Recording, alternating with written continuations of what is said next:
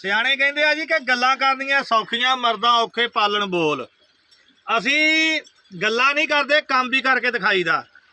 ਅਲਹਮਦੁਲਿਲਾ ਅਸੀਂ ਰਜਵਾਏ ਦੇ ਨਾ 5 ਬੰਦੇ ਆ ਕਮੇਟੀ ਦੇ। ਕਰਾਮਤ ਅਲੀ ਨਿਆਜੀ, ਮੈਂ ਤੁਹਾਡਾ ਵੀਰ ਪਾਸ਼ਾ ਜੱਟ, ਰਾਣਾ ਨਸਰੁੱਲਾ, ਫੀਕਾ ਸ਼ਾਹੂ ਵਜ਼ੀਰੇ ਕਾ ਤੇ ਲੱਭਾ ਮਲਕ।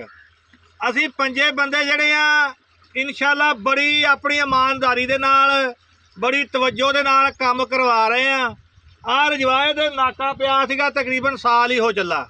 ਇਹ ਅੱਗੇ ਟਰਾਲੀਆਂ ਸਟਾਈਆਂ ਮਿੱਟੀ ਦੀਆਂ, ਉਹ ਵੀ ਮਿੱਟੀ ਖੁਰ ਕੇ ਨਿਕਲ ਗਈ। ਹੁਣ ਆ ਟਰੈਕਟਰ ਅਸੀਂ ਸੁਬਾਹ ਦੇ ਲੱਗੇ ਹੋਏ ਆ ਇੱਥੇ, ਤੇ ਬੜੀ ਕੋਸ਼ਿਸ਼ ਦੇ ਨਾਲ ਕਰਾਹ ਲਗਵਾਏ ਆ ਮੁੰਡਿਆਂ ਦੇ ਕੋਲੋਂ।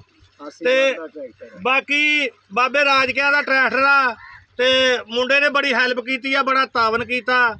ਅਸੀਂ ਭਾਈ ਬੜਾ 70 ਸਾਲ ਦਾ ਮਸਲਾ ਜਿਹੜਾ ਬਸ਼ੀਰਾਬਾਦ ਅੱਡੇ ਤੇ ਪੈਪਾਂ ਦਾ ਸੀਗਾ,